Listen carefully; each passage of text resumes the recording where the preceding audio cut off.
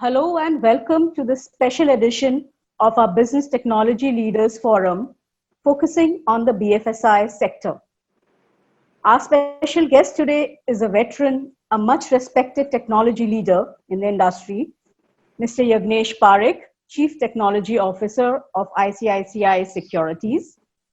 We also have with us Ms. Devika Nair, Country Manager, BFSI Sales, HPE. I welcome you both to our fireside chat. My first question is for Mr. Yagnesh.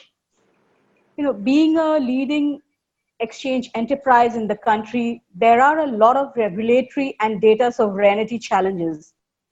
While the public cloud has underpinned the first wave of digital transformation, how do you see this evolving in a security exchange kind of an enterprise? Hi Devika, it is my pleasure to be here. Okay, thank you for calling me. Being in security business and it is highly regulated, okay, where localization of data and other regulations apply, we have always a challenge and we keep on debating and thinking on about the public crowd. Because of the regulator, we are always worried whether we are uh, genuinely compliant by moving to public cloud or not. But uh, we want to take advantage of the cloud technology. So what we started is that we started first adopting aggressively the cloud technology on a private, on our on-prem devices. So today, if you look at it, our complete infrastructure is available on private cloud. We aggressively use that. We make full advantage of the cloud technology on our own prem. Traditionally, in ICICI has its own captive data center also, and we were early adopter of private cloud, and we took a full advantage of that. About public cloud is concerned, regulators are, though they are not saying no, but we are always worried about data localization, privacy of data, and one of the big challenge which uh, we are more worried other than regulator and localization data is that our nature of industry where the trading is highly latency sensitive a business where even a millisecond and microsecond latency impacts the customer trading behavior very well. In that scenario, we are not sure at present whether how much the public cloud technology is mature enough to give us extremely low latency performance of that. Okay. So at present, we are continuing on private cloud aggressively, and public cloud will keep on evaluating as and when time come, and we feel it is a mature enough to handle that our low latency volume. We would definitely like to move toward that and take advantage of this modern technology. Thank you. It's interesting to know about your cloud journey and how aggressively you have adopted the private cloud. Uh, my next question is for Devika.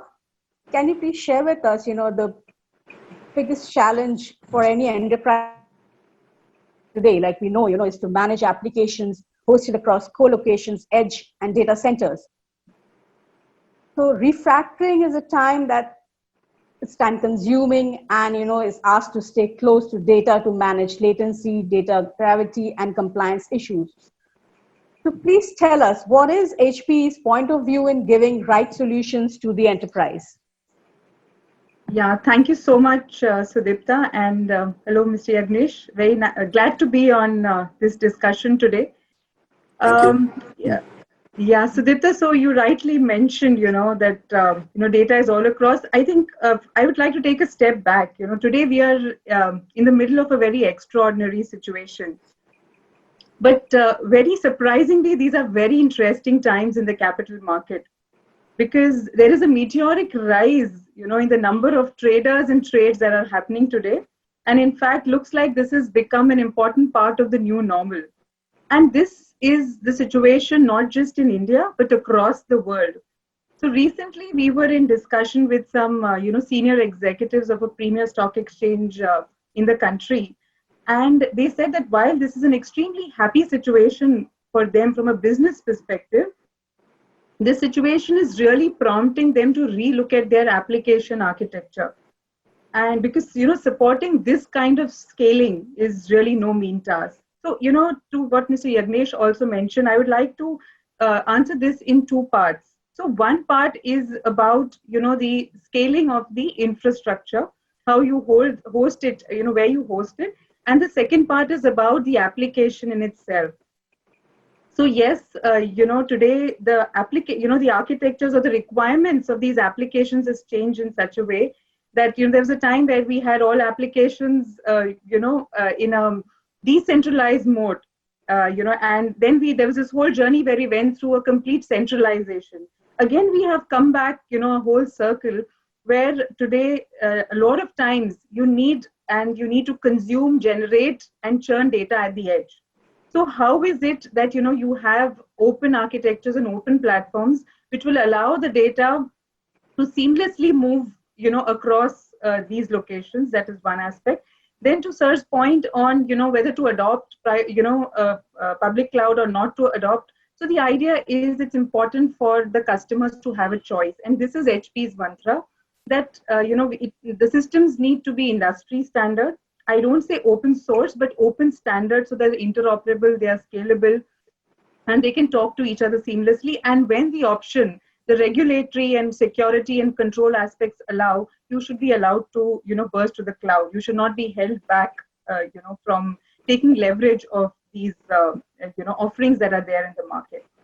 Now when we come to the application side of things, we talk a lot about microservices architectures supported by containers, and of course they bring in a lot of agility and flexibility. But most of the platforms today that are available in the market are only support cloud native applications. The situation in the enterprise is extremely different and much more complicated, because they come, these organizations come with a very rich legacy of business as well as applications. And these applications are essentially monolithic in nature. They're not cloud native, and they require persistent data storage. And can we really expect to change these overnight? Well, certainly not. So we at HPE, really believe that refactoring is a journey. It's not just a project, but it's a journey. And as a stepping stone, what we see in the market and what we're helping customers to do is to identify certain services or workloads and just abstract them from the core. And these could possibly run outside the core and scale independently. So how this helps customers? It reduces the pressure to refactor and re-architect the whole core, which may not be required at this stage. It also helps the customers to adopt a lot of open, you can say, modern technologies and take advantages of the TCO and ROI that a lot of these, new technologies bring in, while the core still remains intact. So if I were to sum it up, what is our perspective on these platforms and technologies? We believe that customers need to evaluate and adopt technologies that are based on open standards, yet they are enterprise grade. And they need to have platforms that can host and manage both the legacy applications and yet allow them this, the opportunity to adopt the new style of IT. If I were to talk of key considerations, it would be scalability, interoperability, security, and what Mr. Yagnesh mentioned, compliance. Because in FSI, these are extremely key considerations. And, at the end of the day, these are money matters. So there is absolutely no room for error and very low tolerance for risk. So that's HP perspective. So can I add to that, Devika? Yes, absolutely. You have given a good point to me.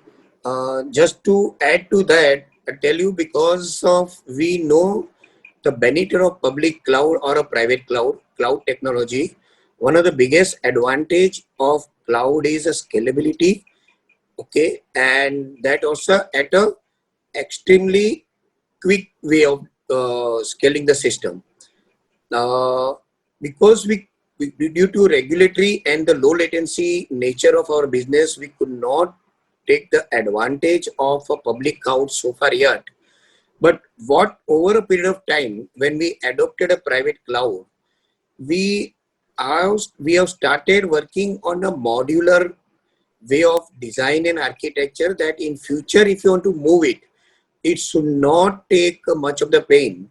So maybe few of the exchanges, yes, are still on a traditional architecture, or they are tightly linked to the hardware. But what we built it, the day one we started building our application, we adopted, or earlier we used to call it SOS, service oriented architecture. Nowadays, the same thing, people are using the word microservices. So we Yes. adopted those architecture microservices, and the application has been designed and architecture in such a way that it can easily horizontally scale, not necessarily depend on vertical, because vertical scaling there is a limitations. Okay, and it generates a lot of latency. And we have designed it such a way so in future, whenever the regulators and low latency things being addressed and public cloud is mature enough to handle all these things, we will not have a big challenges migrating to public cloud as and when the situation arise and we take a call about it. So that is what I wanted to update you. You're absolutely right, sir. As I mentioned, we come around a full circle, and yes, the SOA architectures are back. I think the only difference from, the earlier generation to now is that now we also have containers which are, helping to really get the maximum leverage and making them completely agnostic to what lies beneath. And I think you are far ahead on that journey, and that's really very great to hear that. Thank you. Now, Mr. Yagnesh, we know that today, other than the cloud native apps, the vast majority of apps that run on enterprise lack the speed and agility. It cannot be refactored that easily for a hybrid environment. So, what are your views on solutions which can bring the cloud experience to you on non-cloud native apps, delivering the modern cloud experience? Mr. Yagnesh? Yeah. So while we could not adopt a modern public cloud, but we have started using private cloud. We have started experimenting on container also. In fact, recently only we purchased some HP servers and container. We are trying to work on that to take advantage of container performance benefit of it, and uh, and I'll give you the example that recently when the COVID situation has arisen, and suddenly we saw from March onwards, the volume has gone up to 3x all of suddenly. And because of our horizontal architecture and we adopted a private cloud, for us, okay, scaling the system was extremely easy. We have not faced any challenge in managing suddenly 3x volume in the market. Of late, in fact, across the globe, everybody has experience in the broking industry. The volume has surged like anything, including foreign markets and in India also.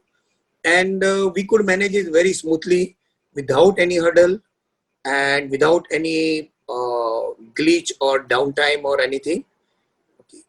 It is only because of the adopting this modern technology of cloud. Only thing is, instead of public cloud, there are some more advantages on public cloud, which we are still not able to make use of it. And we will wait for some time to take advantage. But on private cloud, definitely we are migrating to container, and also the some of the open source also we are exploring it. Okay, thank you. Devika, do you have a platform enabling transformation of application? Is there a single platform for cloud native and non-cloud native workloads and refactoring? Can you share with us, please? Sure, Sudipta. So, see, application modernization or transformation is a very broad term. And we've been going through these cycles over the years, and HP has always been at the forefront of these transformations. And we've been part of many such projects through the years, through various innovative products, solutions, and services. Specific to the current context, which we are talking about today, and as I was discussing that, enterprise applications, they're still not completely cloud native, and from a completely microservices based architectures, which can just simply just adopt the container flavors available today. So HP recognized this need and has brought to the table the HP Esmeralda platform. So as conforming to those points that I discussed, in the previous discussion that we had, this is a truly enterprise grade container platform that supports both cloud native as well as non-cloud native applications. So it can support both, the new age applications as well as applications which which are monolithic in nature and do require some kind of a persistent storage. So what we have done, in fact, this has been work in progress for us over the last 2 years, and it has been through some inorganic as well as organic means that we have constructed or evolved this platform. And it is a combination of a couple of products that we also some top of the this notch products that we purchased from the market. And so it brings together our acquisitions like Blue Data as well as Mapr. It combines it with the open source Kubernetes based orchestration. So that's the idea, that you should be it should be open standard, and you should be able to take advantage of that, but at the same time it should be enterprise grade, because security and supportability features, all those things is something that we value add on top of the Kubernetes open source platform. So Blue Data, of course, had a proven track record of deploying non-cloud native AI and analytics apps in containers, and Mapr is again something completely known in the industry, and this brings in the state-of-the-art data fabric for persistent container storage. So we do believe that this whole platform that we have put together does conform to all the mantras and philosophies that we believe in with regard to scalability, interoperability, open standard yet enterprise grade, and we do believe that this is going to be extremely relevant to customers in their transformation journey. Thank you, Devika. Mr. Yagnesh, how far have you reached in terms of AI ML adoption? That's a very important question. Can you answer, sir? We have already started working on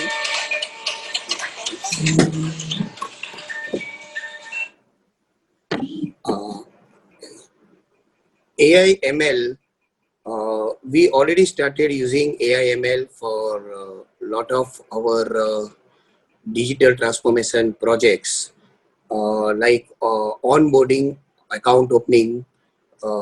There we use a lot of AI ML. After the COVID situation, where earlier as per regulatory we are supposed to open a POA as a physical, now we have completely moved to digital using the AI ML, this thing. Using the analytical platform is concerned, again the same challenge of data privacy is there.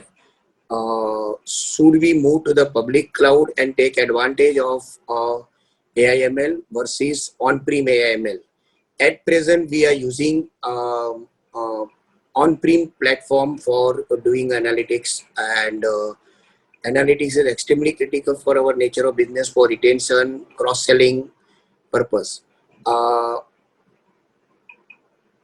But on a public cloud, the advantage of latest technology of AI ML, we are still not able to make use of it because of the regulatory concerns are there. Our compliance and regulator compliance is still worried about moving those data.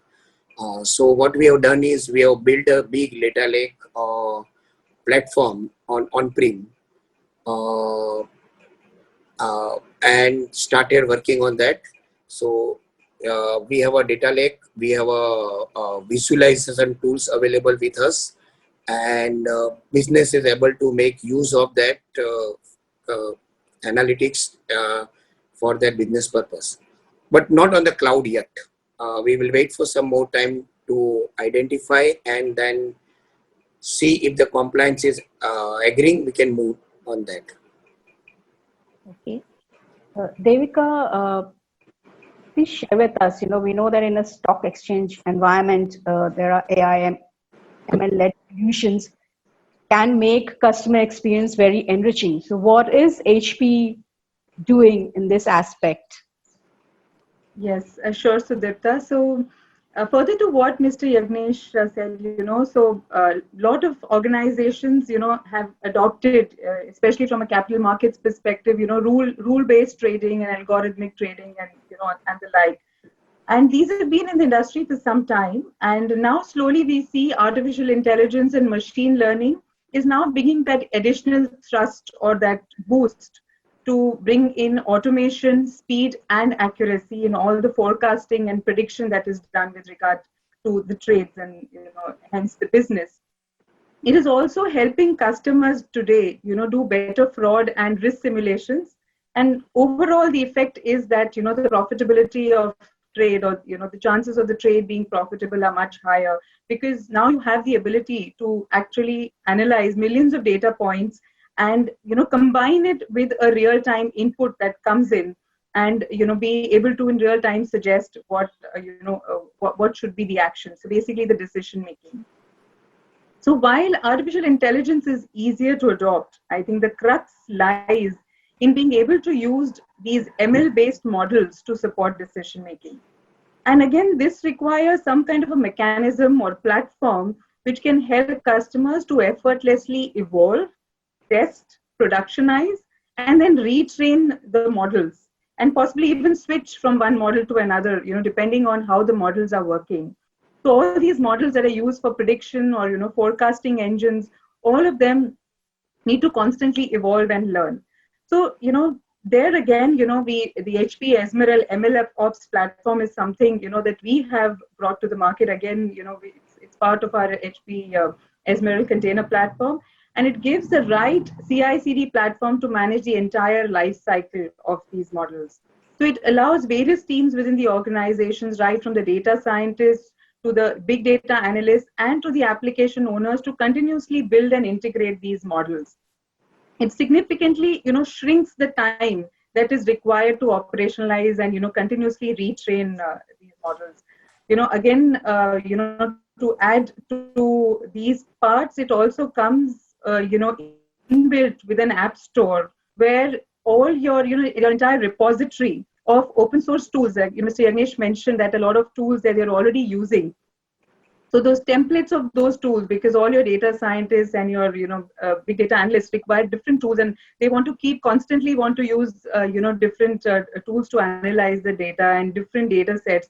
So how is it that you maintain these templates in one single place, and as and when required, they use these templates to create and do the analytics that they want to do. So it comes with this app store with all these pre-built templates, which are the open source templates. Customers also have the ability to create or import their own, templates, depending on applications or tools that they have purchased or they want to add from the open source world. So, all in all, it provides a great platform for managing the ML ops that is, the core to, using machine learning in the organization. And again, I would like to add the aspect that this can run on any industry standard hardware. It can run on bare metal. It can run on a virtualized environment. It's an absolutely open, again, open and scalable environment. And again, to the point of the cloud part of it, the interesting part is that just like all other products and solutions from HPE, this solution can also be offered in a GreenLake model. So GreenLake model, sir, I'm sure you would know about this since you are a great supporter and this of HPE. This is as a service is the mantra for HPE today, and our worldwide CEO believes that by 2022 we would be doing possibly 90-95% of our business completely on an as a service model. So on this as a service model, you can combine the all the economics of cloud and still have your controls, your security, and enjoy the cloud economics on premise.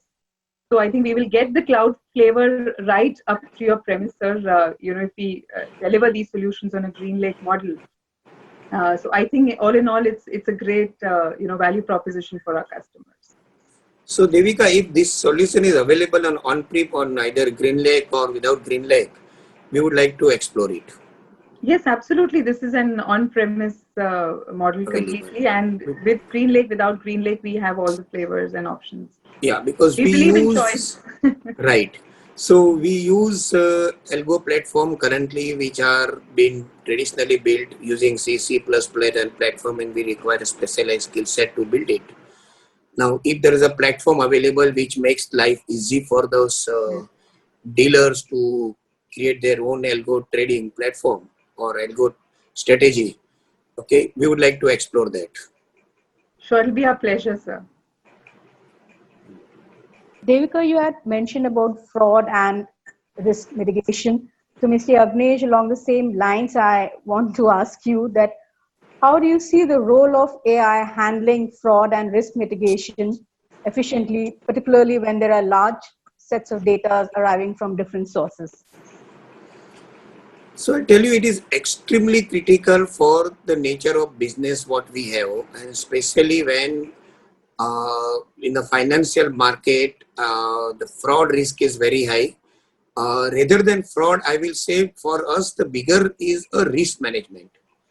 What happens is that when the customer trades, we need to also ensure to mitigate the risk for the customer and also the risk for us also.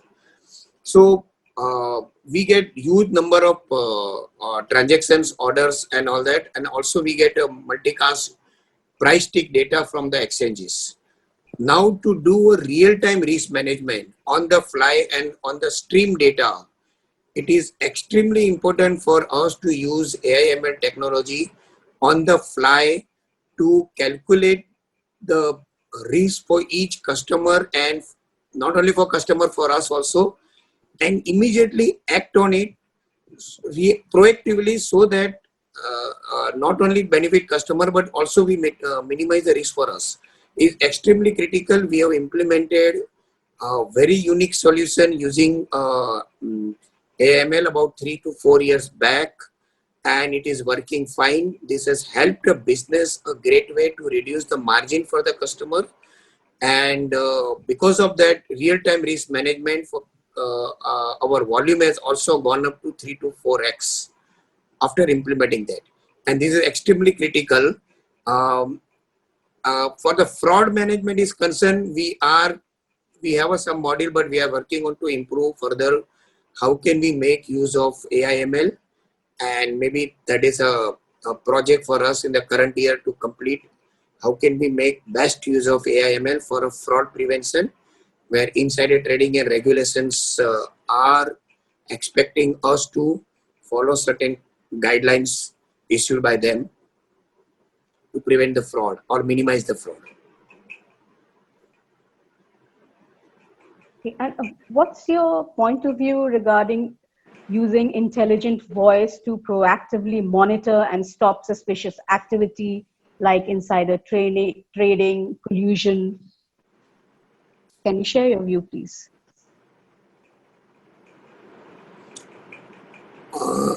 It's for me or Mr. Devika?